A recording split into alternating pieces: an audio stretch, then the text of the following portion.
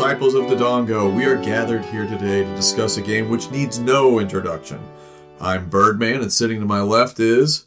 Isiot. And we are here today to talk about none other than the U.S. release of Super Mario Bros. 2. This game, I have to tell you that this game has a special place in my heart. Oh, yes. I think which anyone that grew up with Super Mario Bros. 2 would say the same thing, I think. Grew up with Super Mario Bros. 2. So you grew up with this game. Did you own this game? Obviously. Yeah.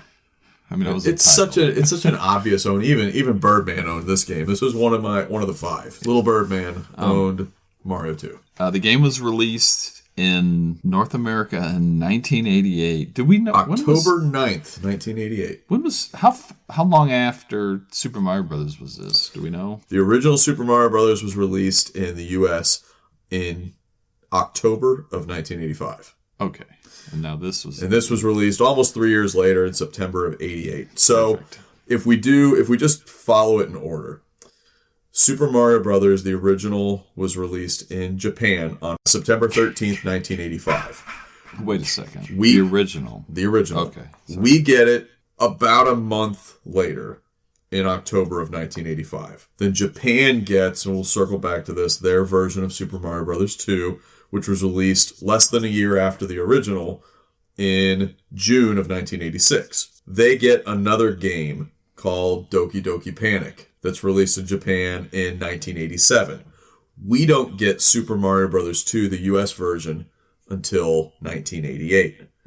And then Japan doesn't get our US version of Super Mario Bros. 2 until 1992, which is what they called Super Mario Bros. USA, and it came out on this really slick pink Famicom cartridge. For anybody who's not familiar with the history and just wants a quick rundown here, basically here's what happened. Japan released Super Mario Bros. 2, and it was essentially the same. Luigi jumped a little bit differently, but it was basically the same game as the original Mario Brothers, but it was way harder. We know that later in America as the Lost Levels. Did some test runnings by Nintendo of America over here, and identified that 1, it was a little bit too hard, 2, it was repetitive, it was just the same game. We wanted something new and fresh, and so instead in America, they took a game that was already released in Japan called Doki Doki Panic, and they reskinned it. They took the 4 playable characters and turned it into Mario, Luigi, Peach, and Toad. They changed up a few other things, added a couple of musical differences, and slapped a Mario label on it, and that's what we know as Super Mario Bros. 2. You had mentioned there's basically 2 camps of people. Those who grew up with Mario 2 and knew it only as Mario 2, and those who came in later and knew of the origin of Mario 2. Did you want to talk about that a little more? Yeah, I thought that was kind of interesting. Because I think that if you grew up with the game, you didn't know about Doki Doki Panic. Right. Not until much later. I think it was briefly mentioned in a magazine, and then later there was a book called Mario Mania that kind of spelt it out a little bit clearer. But it's a great book. You grew up with it. It was Mario 2. It was just Mario 2. The same way that Zelda 2 was Zelda 2. And it's almost the exact same thing. It's a completely different game the way that it plays, just like Zelda 2 was. But Zelda 2 was garbage. I don't want to say that. That was too much. I apologize. In America, that's what Nintendo was doing at that point. They were setting a cadence to where each time you play a new entry to a series, it's going to be a totally different adventure. Super Mario Bros. 2 plays nothing like the original Mario, just like the original Zelda plays nothing like Zelda 2. And we just became accustomed to that. They did the same thing with Castlevania. Simon's Quest was a very different game. Right, from the original Castlevania. We just got used to that. You get a new adventure, it's going to be a totally different game. And I think what my original point, which you were trying to lead me into talking about, was like if you grew up with the game, you loved it. If you came in later to the game, when you knew about how Nintendo just sort of took an existing game and threw Mario characters into it, it's kind of soured you on it. Yeah. So if you listen to anyone who's young, who maybe just picked it up at a game resale shop or is playing it on the Super Nintendo, the All Stars or the Switch or whatever, those kids don't like the game. Specifically because it's not Mario. I guess it's a two-part thing. The Doki Doki Panic really sort of sours them on it, but it's also not Mario. Every other Mario game is Mario. That's huge. That's huge. If you come into playing Super Mario Bros. 2 after having already played all the Mario games that have been around for the past 35 years, then it stands out like Zelda 2 as the black sheep of the series because it's just totally different. But at the time that it came out, you didn't have anything to compare it to except one other game.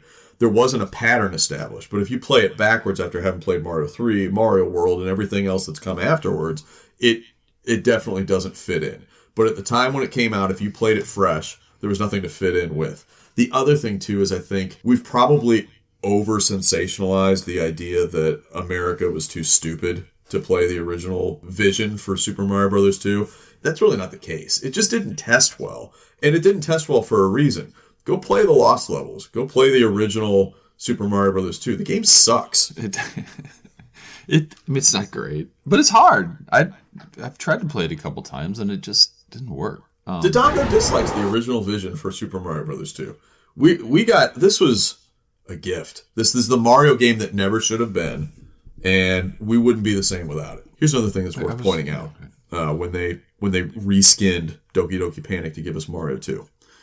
They did something similar that they did, and we talked about a little bit in Mega Man. They double sprited characters. They didn't do it for Toad, but Toad sucks. But Mario, Luigi, and Peach all had 5 colors, if you include clear as one of the 5 colors, which gave white to the eyes of Mario, Peach, and Luigi. It added an additional color because the sprites wouldn't allow for that many colors at one time. So they double sprited the characters, which can lead to, and it's much worse in Mega Man than it is in Mario 2, but it can lead to the disappearance and flickering of sprites because too much is going on at one time. Okay. But in any event, I've got to give them credit for the fact that they got creative and sort of broke their own system limitations to give us a more colorful cast of characters.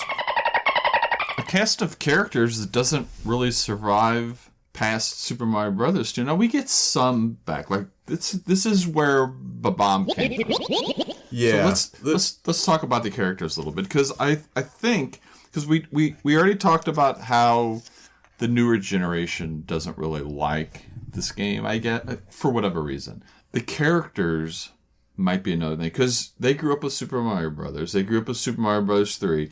So maybe they grew up with Super Mario Brothers World, where you're back with the Turtles, Super Nintendo, and on and on and on. And then they go back and play a game like Super Mario Brothers 2, and the characters are completely different. We see a couple... There's a few that come back, like Babams, like you mentioned. This is where Babam started, and obviously they're a huge part of Mario going forward. Shy Guys continue to come back. They're even in the new the Super Mario Brothers movie. Pokey, we see him return, and Birdo, Birdo comes back in several games. But there's so many characters, great characters in this game, that tragically we just don't see much of anymore. King Wart, I think, comes back for maybe a Mario Party game. Mouser makes, I think, maybe one more appearance, and we never really see him again. There's a whole cast of characters in this game that I wish we could see more of. And it's another one of those games that has a pretty decent manual. Like, it's very colorful. If you go to the end, like, it pretty much goes through all of the characters in the game. Like you said, Mouser and his description. And it gives him, like, I love this little description. It says, "It is a bomber of bad dreams that destroys good dreams. It is proud and doesn't believe that it is just a mouse." And he's wearing sunglasses. You were going to mention he was wearing sunglasses? Oh, it was one of the Dodongo Dislikes that I wrote down.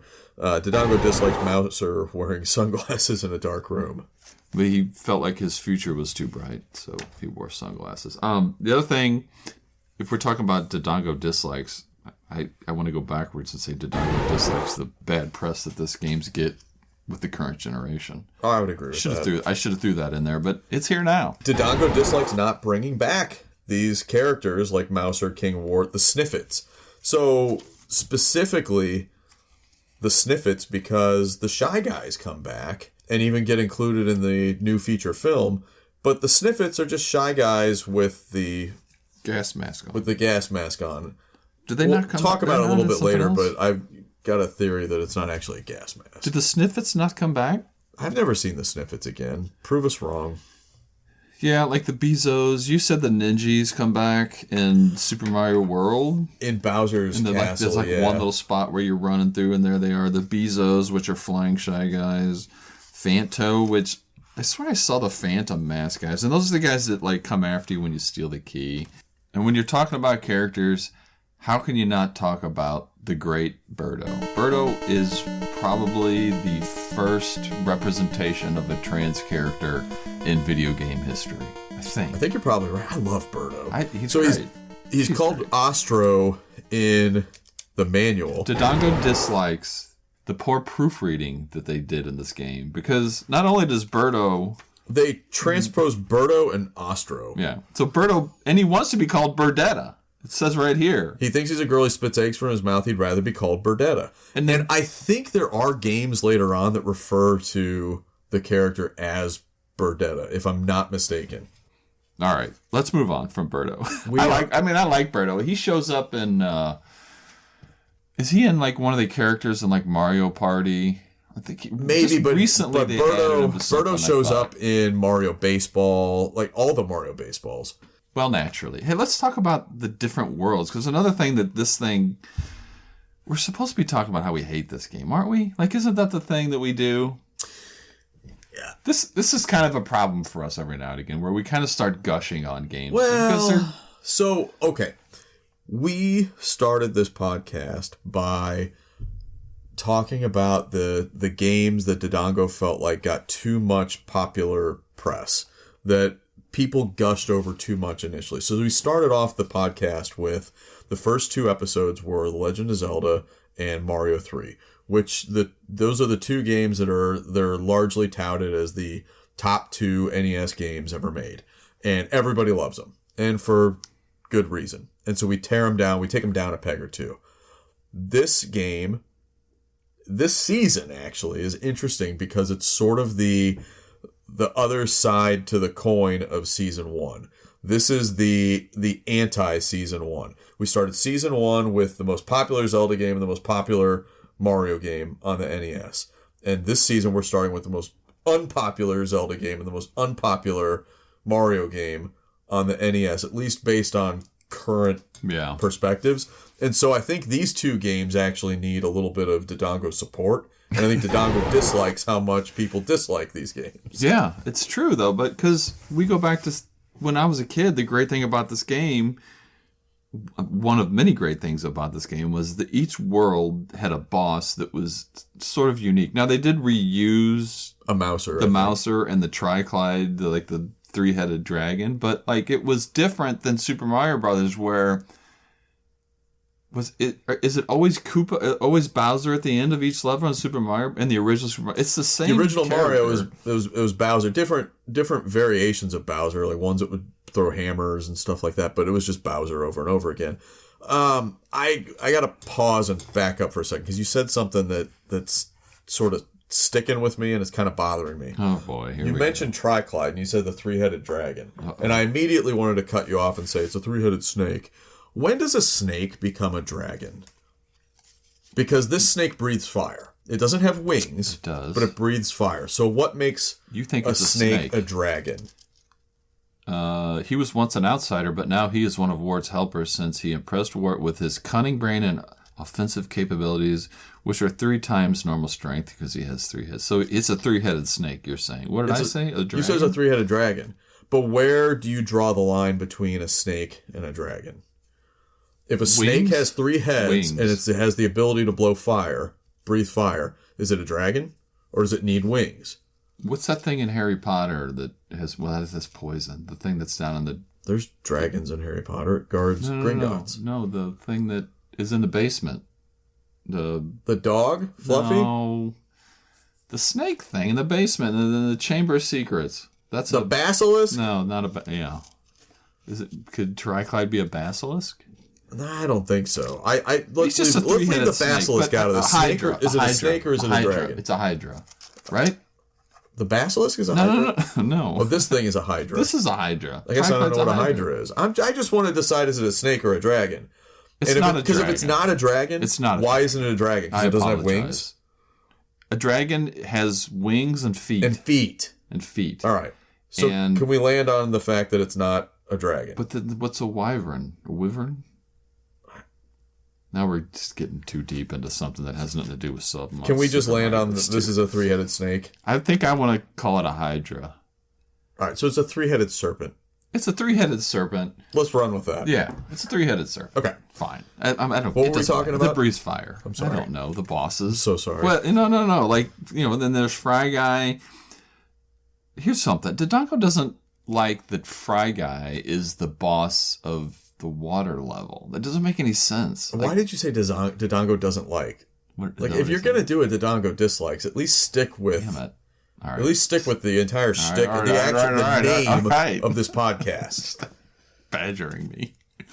Dodongo dislikes that... There we go. Fry Guy is the boss of the water level. Not that there's not really a water level, but there's a level where there's whales and you can ride the geysers. And Dodongo dislikes that there's not a water level. How about that? There's no water level in this game. Dodongo wants a water level? Absolutely. Did Dodongo complain in Mario 3 about the entire water world? Did we make it to the water? Oh, because you'd have to... But you had a frog suit that made the water world trivial.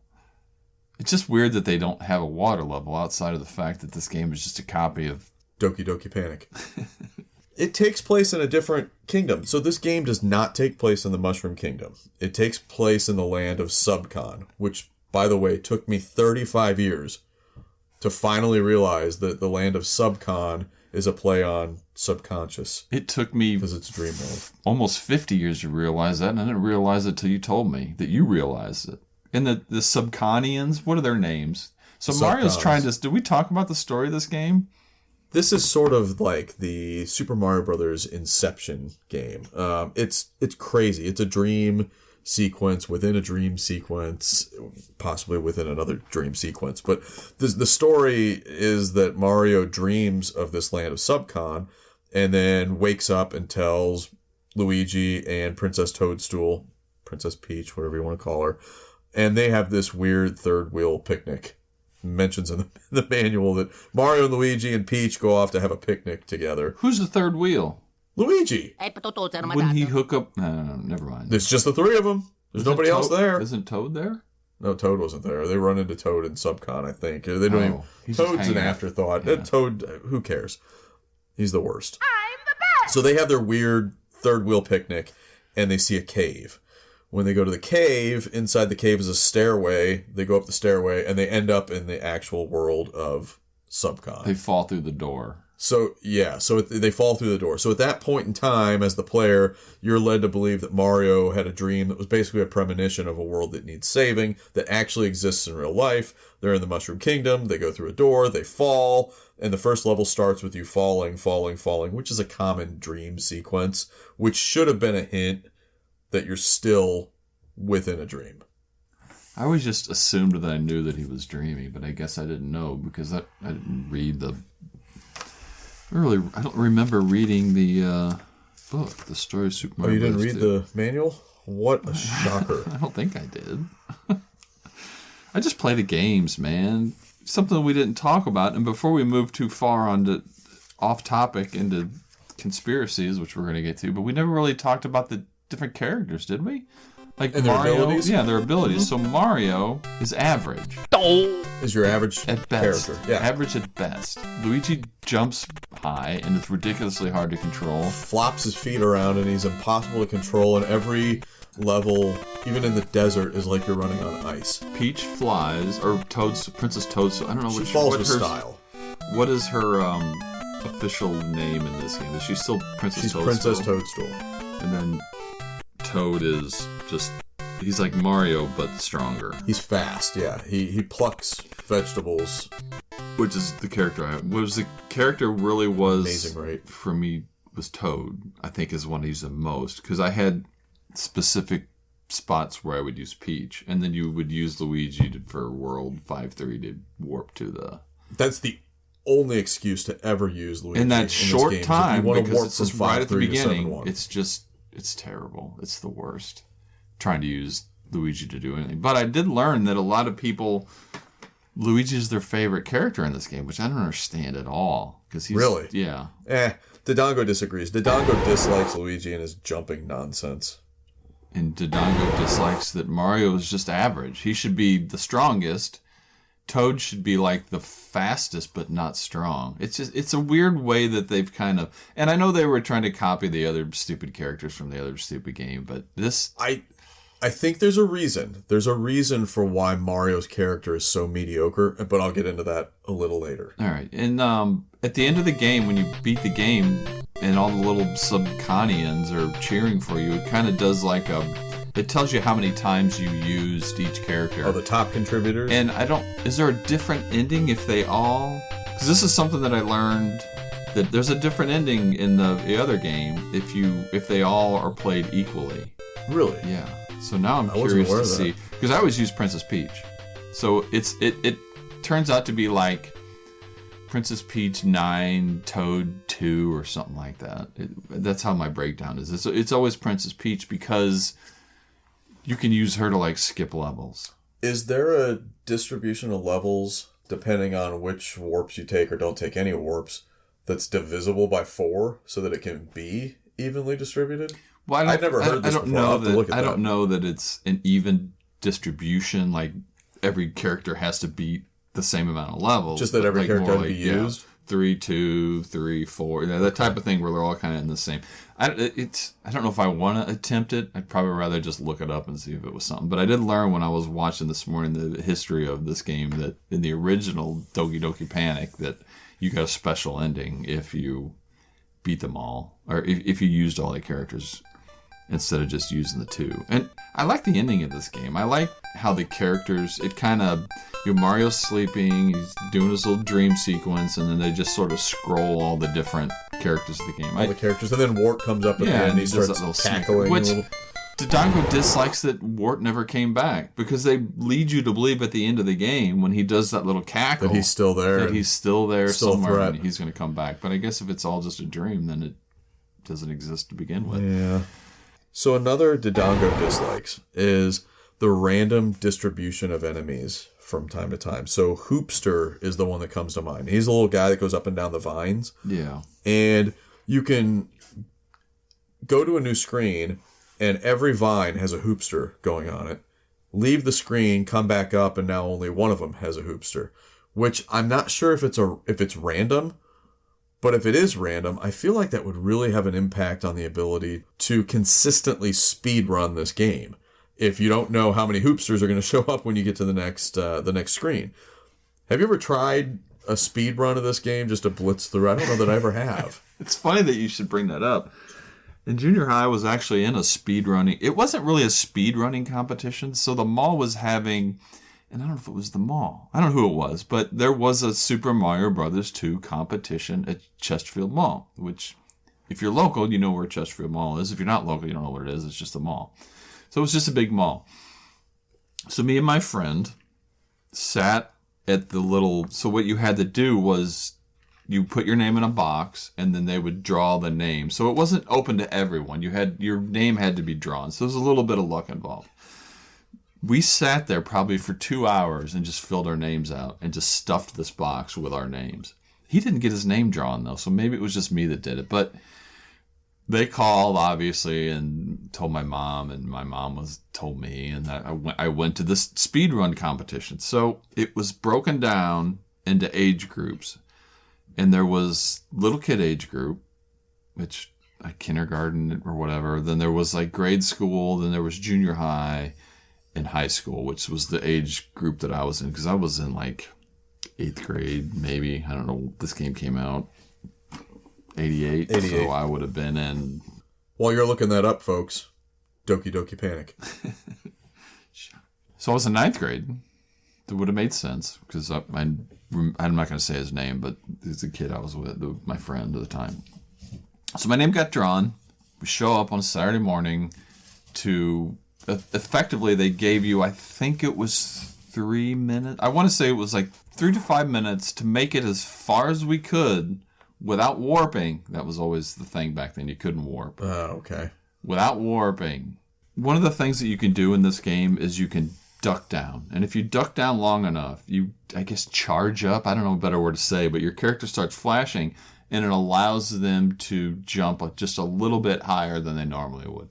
So with Peach, in the very first level, well, it's the second screen of the first level, if you get on top of the tweeter, if you use your super jump when the tweeter is at the apex of his jump, you can make it up to the next level and completely skip going in and getting the key and going all the way around. And go up, fight Birdo. I was so good back in the day that I could, on my third hit of Birdo, I could catch and grab the jewel before he ever hit the ground. Before it ever hit the ground. Like, that's how fast I was. The next level, the Pidgeot, if you go all the way down to the bottom of the screen, you can run, which makes you go twice as fast. And if you do that, you can get far enough before the carpet disappears on Peach or Toadstool that you can float over and skip a whole nother area. So I'm skipping areas left and right in this game. So at the end, I ended up making it to like World 3 something, I think what it was. And I remember one of the kids that thought his shit didn't stink came up and asked me, like, how far did you make it? And I told him, because we all went at the same time. We couldn't watch what other people were doing. And I remember I told him, I was like... He accused you of warping? No, he didn't accuse me of warping. Because there were people watching you, but I said I made it to World 3-1, and he just had the most dejected... Like, oh, he knew it was over. Yeah, he's like, I only made it to like 2 something or 1 something. He didn't make it near as far. And one of the things that I noticed, the other thing I didn't do was I didn't get any coins because I didn't mess with going into any like the secret areas to get hearts or coins or anything. So one of the things that was killing, yeah, because people were getting their time eaten up because they'd go and grab the mushroom to get the extra life. And then they'd grab coins while you were in there. Well, at the end of every level, you had that little you go back to Toad's Casino. Yeah, so they were doing that. So that was wasting time, and I was just burnt. And I knew all the shortcuts and all the secrets to get through as far as I could get. And I ended up winning the division. And the prize wasn't anything really cool. So you don't have a jacket to go with your Star Fox jacket? I don't have a Star Fox. I don't have like a Mario flight jacket or anything. A Doki Doki Panic jacket? They gave away little TVs. Now, people aren't going to understand that. Like the younger generations isn't going to understand it, but it was about a foot tall, and it was probably 6-inch square TV tower that had like a little bitty black and white TV in it, and it had a radio and an antenna and everything, so you could pick up TV. Now, I don't think they make little TV. I mean, we got phones now, but back in the day, back before cell phones, if you can imagine, like these were big deals. Like these little bitty TVs that you could carry anywhere. It was like effectively like having a cell phone, even though it was a black and white TV, but you put the antenna up and you can get all the local channels. So it was a big deal. So the grand prize was a trip to Cancun and a $500 shopping spree in Chesterfield Mall. And listen, my mom was... Oh boy, here we go. I got the furthest than anybody. No one that was in the competition made it anywhere near as far as I did. And the kid that won was in the kindergarten class, and I think not class, but like the kindergarten group. And he made it to like World 1-3, the kid that won. But the way that they determined the winner was they put all the winners' names in a hat and just drew one out. It wasn't the overall. Yeah, you can play the little guitar or the little violin, but I made it further than anybody. And my mom she was pissed. Like, she was not happy. Like, she was like my biggest fan, and she was just like, this is bullshit. Was there a scene? There may have been a scene. My mom liked to create scenes. There may have been a scene, but yeah, she was like eyeing that trip to Cancun and the $500. She was. But it's ridiculous the way that they did it. And I mean, I guess I kind of get it. Like, there's no way that a little kid could beat me. Okie dokie. Doki Panic. All right. Drink up, folks. So let's dive a little deeper underneath the surface of this reskinned game. There are a lot of layers to peel back. This is a game that's based on a dream sequence that the story and the manual leads you to believe is that Subcon's an actual real place, that they actually go there, and it was something he dreamed about. He had that premonition. They actually dreamed about it. They go, but they actually find the place. But then you find out at the end of the game, the big spoiler alert. We'll give it 3, 2, 1. At the end of the game, you find out this entire game was actually all still a dream. So it was a dream within a dream. Mario dreamed about Subcon. He dreamed about sharing that with Peach and Luigi, and he dreamed about then going back to Subcon. This is all one big dream within a dream. There are some clues that you're still in a dream, like the game beginning with you falling and falling. One of the things that's brought to light is that anytime Mario is faced to think about his own mortality within this dream, inside the potion doors, you're looking for extra health, extra life, something that goes back to Mario's mortality. The stars, which make you invincible so that you can't die, goes back to Mario's own mortality. Anytime you're doing one of those things, what happens? The original Mario music plays. This is, I think, symbolic of Mario actually waking up from the dream. He's coming back to reality because he's faced with his own mortality. But these are temporary. They last for a few seconds. When you open up the potion door and it plays the original Mario music, that lasts for a few seconds. You only have so much time to gobble up the coins and gobble up the mushroom, and then you're back to Subcon. When you get the star, that lasts for just a finite amount of time, and it plays the invincibility music, but then quickly is gone and you're back to Subcon. These are temporary little blips where Mario is starting to wake up, but then he falls back asleep, which I think is indicative between that and his overall physical posture. Mario clearly has sleep apnea, and he even dreams about his own sleep apnea within Mario 2, because if you look at the snippets, which are actually just Shy Guys wearing Mario's sleep apnea mask. My whole thing was like, he's sleeping while Peach is out doing her thing. Yeah, he's having a dream, and he starts to wake up because he's worried about his own mortality, and then he falls back asleep. Here's what happens. He gets poor sleep because of his sleep apnea. Here's what I do, and I'm in my mind, I'm listening to all this, and it's very intriguing, and I'm also telling myself to keep your mouth shut, Isiot, because you have a habit of just sort of breaking Birdman's stride, and ain't no one going to break your stride today. So stride on, Birdman. Ain't nobody going to hold me down. No. I got to keep on moving. Another common theme in this game that's not in the original Mario is this concept of locked doors and walls that are in Mario's way.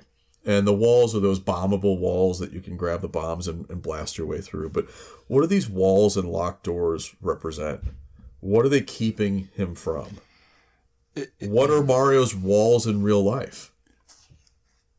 You know, in the midst of me saying that I'm not going to interrupt you, the thought just occurred to me that if there's a common theme of falling, like you said that falling in your dream, and that's a common thing, is there a secret level where Mario's naked at school in this game? Like, there should be. There should be. Or where he wets himself. He wakes up in level, it'd be a hidden level A-1 and you've got no pants naked. Yeah, there might be, but that's some. I don't really have the answer to that, but clearly Mario. There are locked doors. So then, what would Mario's having the issues mask with? Be? So anytime you pick up a key, the keys are always in an area where there's a Fanto there. So as soon as you pick the key up, now you're being chased. Yeah, you're being chased. Which is another common dream theme where you're being chased by something, you can't get away from it. But he's being chased by something he can't get away from. He's faced with his own mortality. He's got barriers getting in the way of what he wants to do. All these things, I think, are leading up to another big common theme, which is just generally dreams about fantasy worlds are an indicator of boredom and discontent in your life. And I think the moral of this game is to be happy with what you've got. You're always going to be looking for something more, something bigger if you don't find a way to be content with what you have. Mario set out on an adventure in the original Super Mario Brothers to save the Mushroom Kingdom. And then after the events of Super Mario Brothers and Super Mario Brothers 2 in Japan, he's had 2 adventures in the Mushroom Kingdom. He's already bored and he's looking for new adventures. And I think that's one of the... So was Princess Peach while he's sleeping. Apparently. That's one of the themes that we see in the game. But I think everybody kind of yearns for more excitement in their life, and most people don't want to be complacent. To me, What's more concerning are the people that he dreams of. I think the way that he dreams about the people in Mario Brothers 2 is more concerning. So, and says much more about Mario's outlook on his life and his relationships. He dreams about those who are closest to him. Peach, Luigi, Toad. And how does he dream of them? He dreams of them each possessing individual talents that he doesn't possess. Luigi has the high jumping. Peach has the floating jump. Toad has the speed. As you pointed out before, Mario is really just sort of a mediocre character that doesn't stand out in any way in this game. So these characters all around him, these people who are close to him, they all serve specific purposes, and they make certain levels easier than Mario would alone. So Mario dreams of a reality where everything doesn't fall on him alone to solve, and where those around him actually have strengths and are actually useful, which I think says a lot about the way he views specifically Peach and Luigi. Because in his dream, they actually serve a purpose. They actually help him out. He's not stuck doing it all himself. He also dreams of them appearing differently than they have in the past two games. In Super Mario Bros. 1 and 2, Luigi looks exactly like Mario. He's just a shade of green. He's the same size, same everything. He's the same sprite with a different coloring. He dreams of Luigi having his own distinct look and size. He wants to distance himself and stop having Luigi cling to his identity. He dreams of Princess Toadstool, or Princess Peach, wearing pink. You've never seen her wear pink before this. Mario 1 and Mario 2, the original Mario 2 in Japan, she's wearing white and red. He envisions her not dressed like the rest of the mushroom people who are all white and red in the first two games. And then what happens next from there? So he has this dream and this vision of Luigi having his own identity and being different than him. He dreams of Peach looking different than she has in the past. And what happens? From then on out, over the next 35 years, that's how Luigi and Peach look for the next 35 years. He molds his brother and his lover into the people he dreamed they were. Luigi becomes tall and thin. Peach wears pink from here on out, and they have their own distinct identities they never had before. He remolds them in the real world in Mushroom Kingdom the way he dreamed them to be. So is he in a coma? So if we go after Super Mario Brothers 2, like Luigi and what about in Super Mario Bros. 3? There's a Luigi? Is he different, or is he back to being the same? Like the same as Mario, but like a different color. So the gameplay in Mario 3, he plays the same as Mario, but this is Mario 2 is the first time the Mario 2 USA, Doki Doki Panic Mario 2 is the first time that Luigi is depicted as being like the tall, thin brother, and Mario's the short brother. So from this point on, his dream forward is where Luigi and Mario are two distinctly different characters, not just Mario and Green Mario. This is Mario 2 is where Luigi stops being Green Mario and becomes Luigi. All because Mario dreamt it, and then he made it reality. Interesting. And he reshaped Peach, too. Was he sleeping in... When does Peach become Peach? Peach doesn't start going by the name Peach until Mario 64. But she starts looking like Peach from Mario 2, Mario's dream, forward. And she gets blonde hair, because in the original Super Mario Bros. She has red hair, doesn't she? She does. She didn't have blonde hair. Mario didn't like that. He wants blonde. He wants blonde. He wants her to wear pink. And so that's what she's going to do from here on out. He wants Luigi to quit stealing his swagger. Why he made Luigi the tall, skinny one and made himself the short, fat one? The world may never know. Well, but he wanted his own identity. I don't know that... I wouldn't say that Mario was short and fat. I would just say that maybe Luigi's more Waluigi-like than... He's sort of tall and lanky, whereas Mario is just... Stocky and average. All right. He's average. He's an average Mario. Let me get into kind of the final conspiracy theory, if you will, and this is where things really take a dark turn. I'm too smitten with this game to just think poorly about it. Maybe that's what it is. Like, we did Star Fox. I think we have an issue of Isiot gushes. The nightmarish themes involved in Mario 2. So things like the Phantos chasing after you whenever you grab the key. The Shy Guys are super creepy. There's just a general creepy vibe to the enemies and the situation surrounding Mario in this game. So what's haunting Mario? What demons are Mario harboring that's causing him to essentially have a nightmare? Let's look back at the story from the original Super Mario Brothers. And I'm pulling this directly from the manual because we're trying to understand what's the source of Mario's nightmares. In the story for the original Mario, within the manual, I'll just read it here. The quiet, peace-loving mushroom people were turned into mere stones, bricks, and even field horsehair plants, and the Mushroom Kingdom fell into ruin. So before Mario comes in to save the day, the mushroom people are turned into mere stones, bricks, and other things. You see where I'm going with this. So, oh my. The mushroom people are turned into blocks and bricks. And what does Mario do throughout Super Mario Brothers? He crushes blocks and bricks.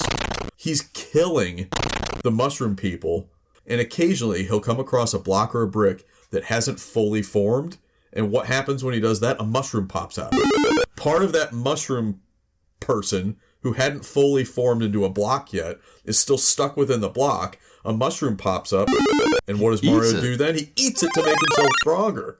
So I would say that Mario probably didn't know this at the time, because the only way you would know is by reading the manual, and nobody read the manual back then. He probably found out about this years later.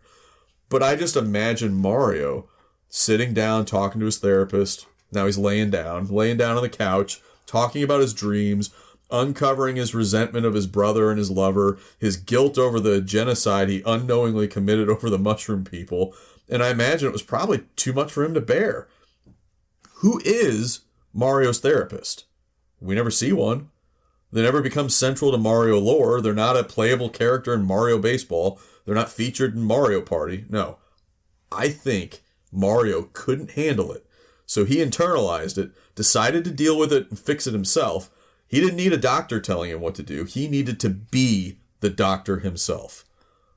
So July 27th, 1990, after a year and a half of repressing memories after the events of Mario 3, we get introduced to none other than Dr. Mario. Dr. Mario. And what is Dr. Mario? He's a pill pusher. Woohoo! So what does that say about how Mario deals with his pain? We'll leave that to the listeners to decide. Yeah, that's a lot to think about for all of us, actually. And given that we need time to process all that, let's go straight to the bombs. And what do you think? What did you bomb Super Mario Brothers 2? How many bombs you give it? I gave Super Mario Brothers 2 4 bombs. And I think that might be light. I agree with you. I think 4 bombs is a little bit light. If this is going to be a top 5 game for me, and it is, it's got to go 5 bombs. So I'm giving Super Mario Brothers 2 5 bombs.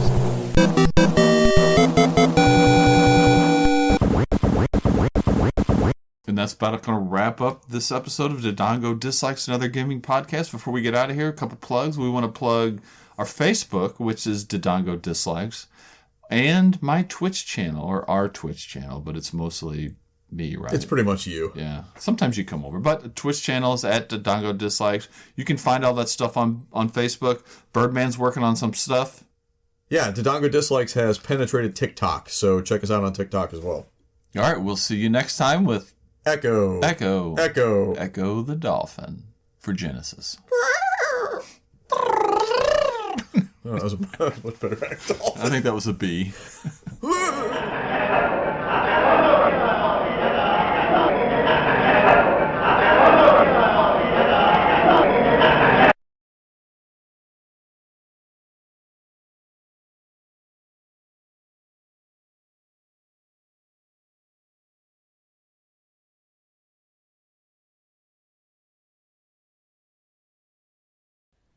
Slash killer arf such as you so powerful such as we would insert so we could release this one game as a boy.